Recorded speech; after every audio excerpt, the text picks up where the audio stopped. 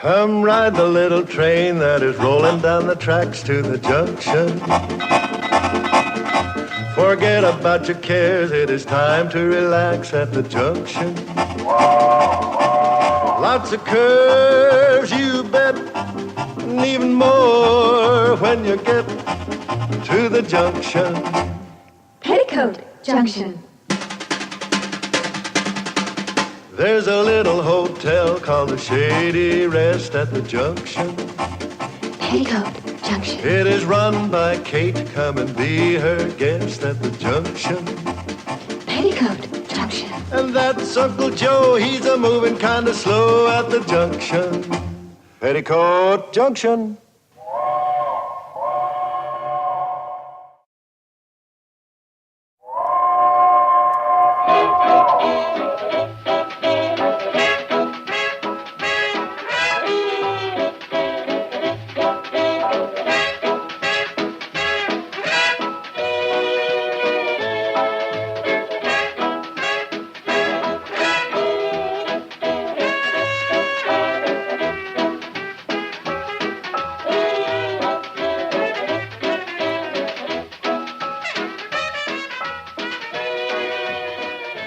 Are we bothering you, Mom?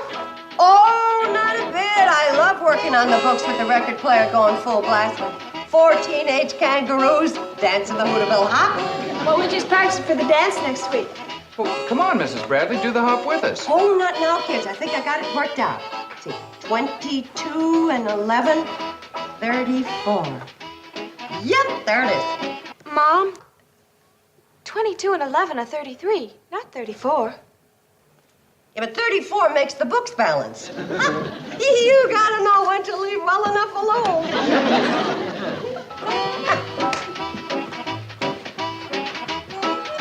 Mom, a honeymoon couple just got off the train. They're on their way up. A honeymoon couple? How do you know? Well, he called her Dreamboat, and she called him Poopsie, and then they kissed and said, yum, yum. You're right, they're honeymooners. Boy, customers. Well, what about their luggage? Uncle Joe's getting it. You check out the bridal suite. You get out the good silver and alert the kitchen staff. That's me. Can we help Mrs. Bradley? But we could use some kindling for the fireplace. Do you boys like to chop wood? Well, Boys. we'd love to.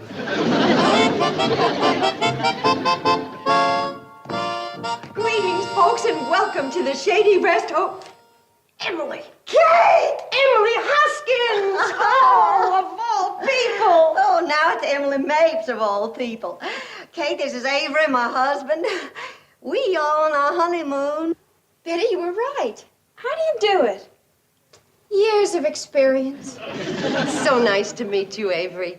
You Georgia peaches. You always did get the pick of the crop. Well, thank you.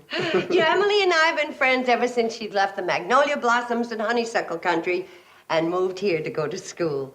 Do you know how long ago that was? Well, it was at least... Well, let me put it this way. So you kids are on your honeymoon. Congratulations. Well, thank you, Kate. And I'll let you in on a little secret. Even at our age, marriage is exciting. The only problem is, now when I carry my bride over the threshold, I need help. Don't look at me, I only carry luggage. Well, darling, I'll go on upstairs and start to unpack. You and Kate must have a lot to talk about. About 20 years worth, darling. Oh, Kate, you don't know how wonderful it is to see you again after all these years. It's wonderful to see you too, Emily. Well, enough of the small talk. How did you meet him? How did he get you to fall for him? How did he get you to marry him? And how come it took you so long? Avery is quite a man, isn't he? Well, strictly from a spectator's point of view, I'd say yes. Now, tell me what happened. Oh, we met at a church social last year. He was a widower and I was a widow, and we were both lonely, and the first thing we knew, we were married. And you know something, Kate? It could happen to you, too. Me? No. I got children to raise, and I'm busy working 24 hours a day running this hotel. Besides, I think I'm too old to think about romance. I had children to raise, too, and I was busy myself running that dry goods store Warren left me. And if you tell anybody, I'll deny it, but I happen to be 7 months older than you. Oh, I never think about age, but you happen to be 8 months old. Anyhow, I don't think I'm as romantically inclined as you Southern belles. Okay, it has nothing to do with geography. It has to do with being a woman. Yeah, I know you mean well, Emily, but I know what's best for me, okay? Kate, I don't know what I'm going to do with you. Even in school, you were a stubborn young kid. Oh, I've changed plenty. Sure you have. Now you are a stubborn old kid. But I'm not giving up on you. If you remember, there was one kid in school that was even more stubborn than you. I remember. You. Right. Well, then why not? You were older.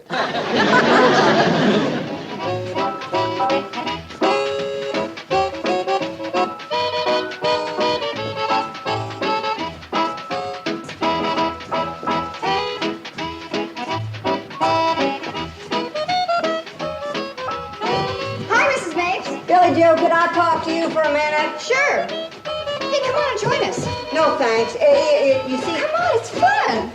Oh, okay. Say, this is fun. It's called the Hooterville Hop.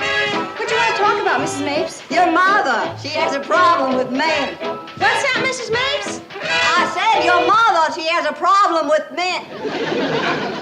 Mrs. Bradley? Men? Which men? Let's go up to my room. If we're going to talk about Mom's private life, let's do it where it's not quite so public. Gee,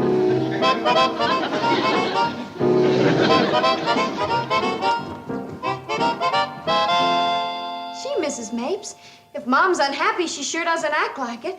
She's so full of fun, and she's always laughing and kidding around. That's right, Mom's one of the happiest people you ever saw. Now, yes, while she has you girls for company. But how's she going to be in 3 or 4 years when you've all gone off someplace and got married? 3 or 4 years? Who's going to wait that long? My point, exactly. It could happen tomorrow. Yeah. You know, Mrs. Mapes is right, Billy. When we're gone, it's just going to be Mom and Uncle Joe. And how many games of checkers can she play? Poor Mom. Why don't you talk to her, Mrs. Mapes? I've tried. I love your mom just like you do. But she won't listen to me. Your mother is, shall we say, strong-willed. We just say she's stubborn. If she's going to find that road to happiness, you girls are going to have to help her.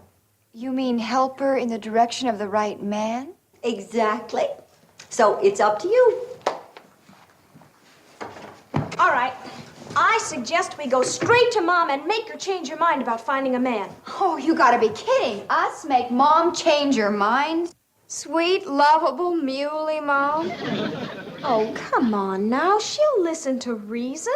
Sure she will. So you do the talking. Me? Wait a minute now. You know how muley Mom is. It's too late. You're stuck. I second the sticking. Keep talking, Bobby Joe. Your suggestion is very interesting.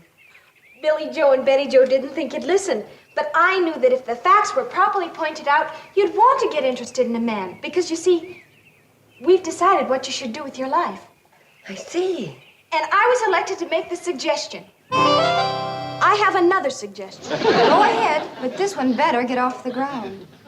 Well, since the direct approach doesn't seem to work with Mom, and I speak from bitter experience, I say we trick her. Hey, you're right. We'll have her walking arm in arm with the right man before she even knows she shook hands with him. And we'll find him. How? Mom's not going to go out and try to hook a man on her own, and there are no fish in these waters. So what we've got to do is stock the pond. Hey, that's a wonderful idea.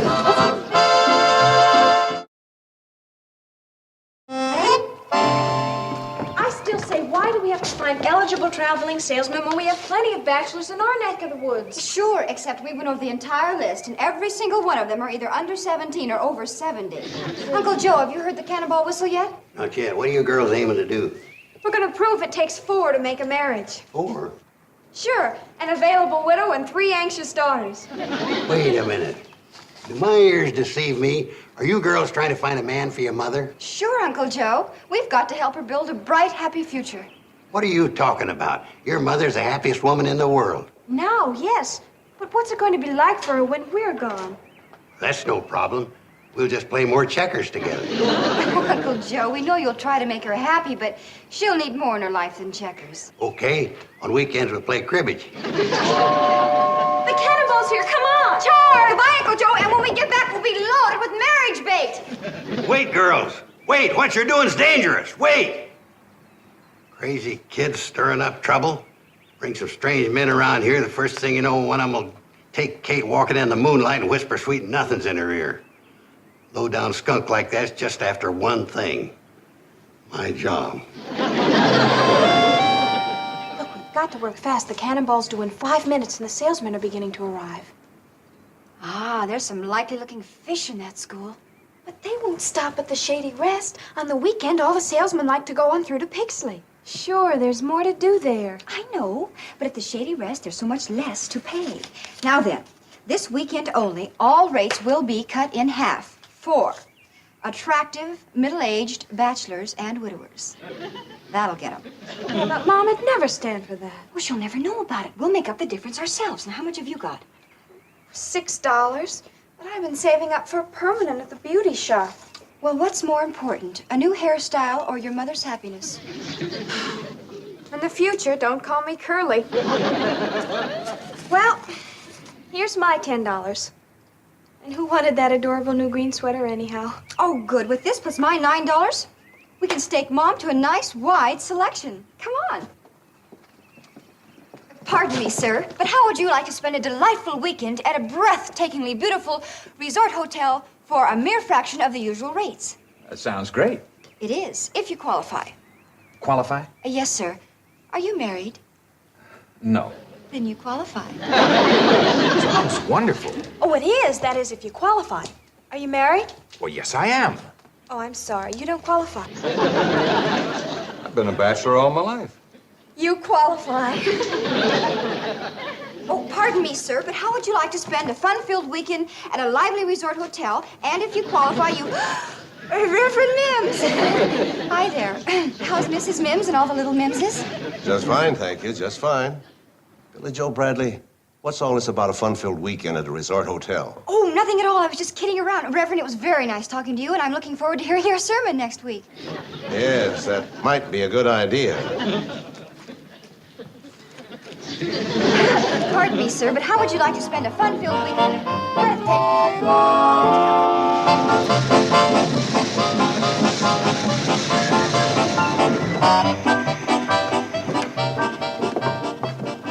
This is it, gentlemen. The Shady Rest Hotel. Go right on up the hill. That's where you'll find your hostess for the weekend, the charming and attractive widow, Kate Bradley. Don't be bashful. Talk to her. She's very friendly. And not only that... Yeah, quite a place. I hope the beds are good. Yeah, here we go. Thank you. How do you do? Hey, that's a great-looking lineup of hot prospects. And eligible. Every hand-picked one of them. How in the world did you get them here? American know-how. Well, however you did it, and I'm proud of you. Now, if your mother will just show some... Isn't this wonderful, all these new guests? They're all men. And all single. What's that? I mean, they look like wonderful guests. Every single one of them. Oh, well, I gotta go fix dinner. Oh, no, Mom, we'll do that. You're going to be too busy entertaining the guests. I am? Mm-hmm. Well, sure, Mom. We haven't had this many guests in such a long time. And you've got to make sure that they feel right at home. I do? Of course you do, Kate. But you're not going to do it in that dress. I'm not? Well, no, certainly not, darling. You come on upstairs with me. I have a knockout of a dress for you. It's an original from Cleveland. What's wrong with this dress?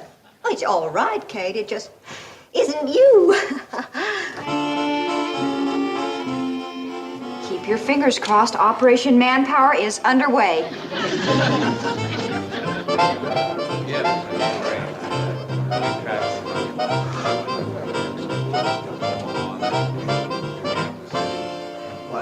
How does she look? All I can say is I'm glad I met Avery first. She's putting the finishing touches on now. She'll be right down. Well, good evening, Miss Bradley. You know, I got to admit you're right. This hotel is loaded with charm. Well, if you think the hotel is loaded with charm, wait till you see the lady who runs it.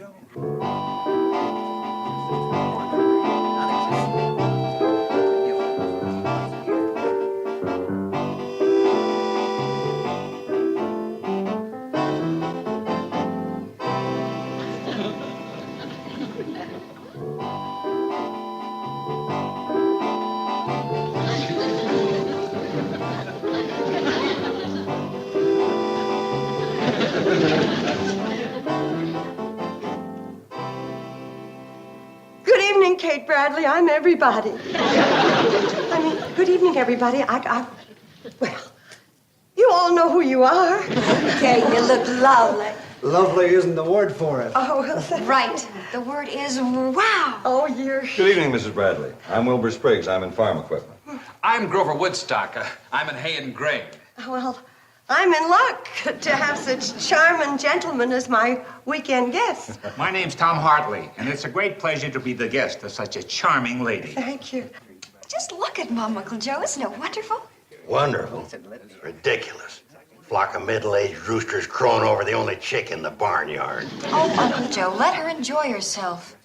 After all this time, her sociable instincts are beginning to show. You know, small wonder in that dress.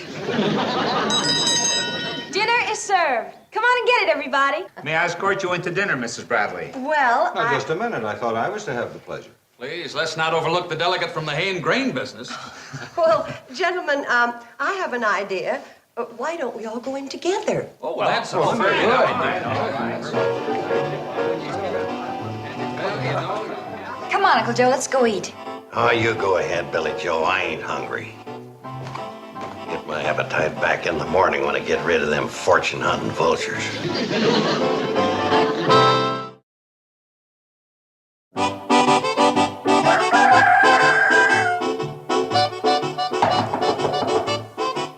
Come in.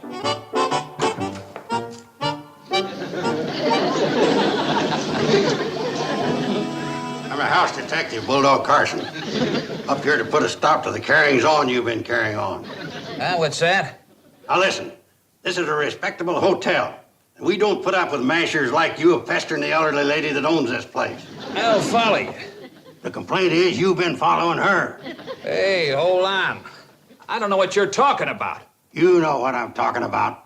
Mrs. Bradley, the heavily made-up woman with the gray hair. Oh, I forgot this week she's a blonde again. Now, wait a minute. We're on to your type, you low-down gigolo. Take my advice. The next train goes through here in 20 minutes. Be on it. Look, if you don't get out of here, I'm gonna... You and the rest of them scoundrels better be gone pronto. Remember, I'm packing a blackjack here and a heater here. You're not messing with kids, you know. This here is Bulldog Carson himself. Come on, Bulldog, back to the kennel. Mr. Woodstock, I don't know what's been going round in my uncle's head, if anything, but please accept my apologies. Oh, that's all right, Mrs. Bradley. I should have expected it. This whole deal was wacky from the start. Am I married or single? Reduced rates for bachelors and widowers? It's beyond me. Married or single, reduced rates for bachelors? Why, those little rascals. They sure are, Kate. All them others and this one, too. No, Uncle Joe, not them, the girls. Why, they cooked up this whole thing to push me into romance. I could have told you that, Kate. I got an eye like a hawk. A minute ago, you were a bulldog. Mr. Woodstock, would you mind meeting me on the porch in an hour? Sure, Mrs. Bradley, but... I'll round up the other gentlemen. We'll have a little powwow. Together, we'll strike a blow for the older generation. Come on, Uncle Joe. Okay, Woodstock, I'm through with you. You can go back to sleep now. Come on, Bulldog. You ought to see what goes on in our house. I live with my sister and her teenage daughters, and they've been making all my important decisions for years. Now, my children are married and scattered all over the country, so they're forced to run my life by long-distance telephone. Collect. So then you understand what I'm talking about. Of course we do. And you'll go along with what I want to do tonight. Oh, you bet. Boy, has it changed my mind about you. Any group of grown men who's scared to death of teenagers can't be all bad. Say, where do you suppose Mother's been hiding all day? I don't know, but I sure hope she's out with those fellas. That'd be great. I hope she's been out with just one of them. That'd be even greater. Yeah. Hey, you know that tall one with the gray hair? I think he's really attractive. Girls, come quick. Your mom's gone plumb love loony. Oh, Uncle Joe, what's wrong with her? What happened, Uncle Joe? It's too brain-shattering to describe. You'll have to come to the lobby and see for yourselves. Uncle Joe!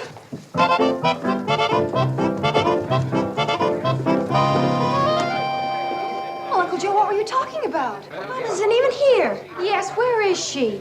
Whoopee! Happy New Year, boys. Did you miss me? I'm good looking. Say, what kind of a party is this? I want dancing, singing, revelry. Atta girl, Kate. Anything you say. Thanks, doll.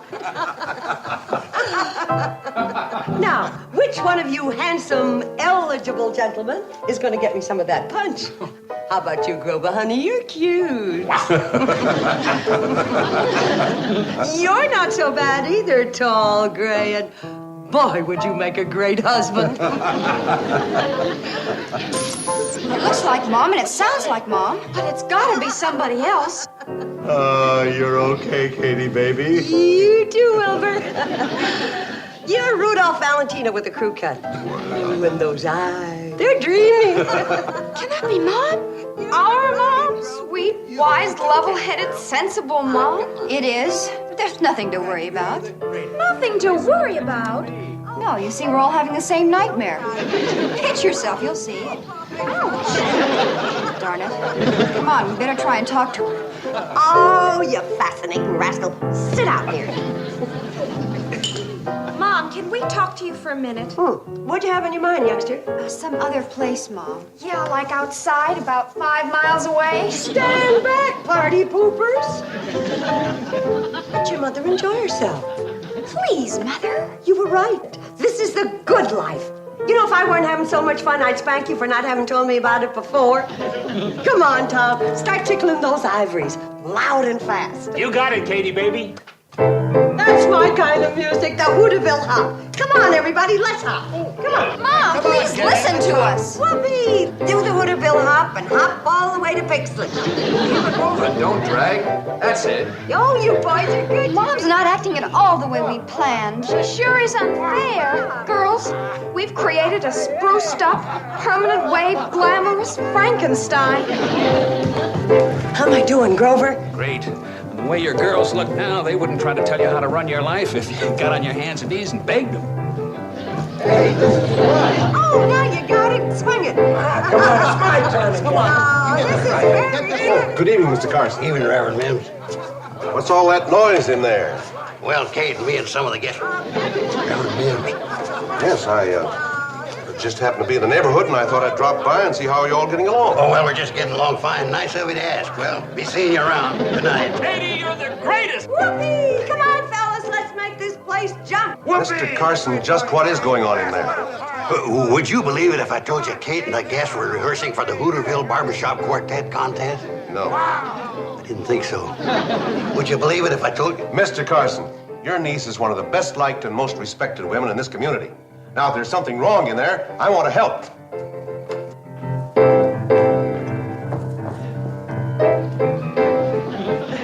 Reverend Mims. How nice of you to drop in. What's new?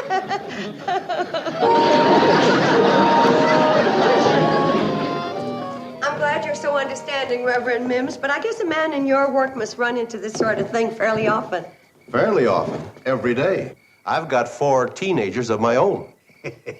It all worked out great. The girls know once and for all that Kate ain't interested in finding a man, right, Kate? Wrong. I'll be interested when the right man comes along, but I'm going to do my own finding. Well, tell me, Mrs. Bradley, do you think your trick worked?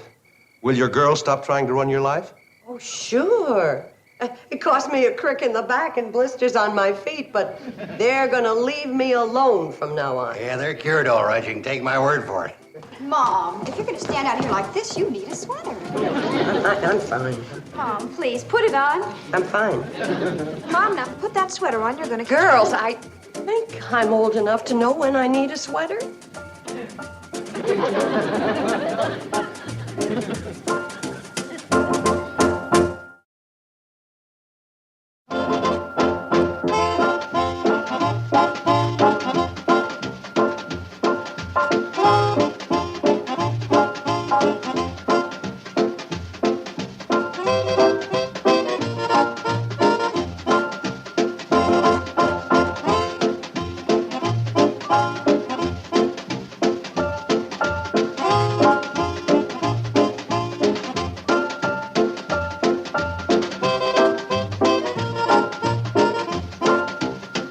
Petticoat Junction. This has been a Filmways presentation.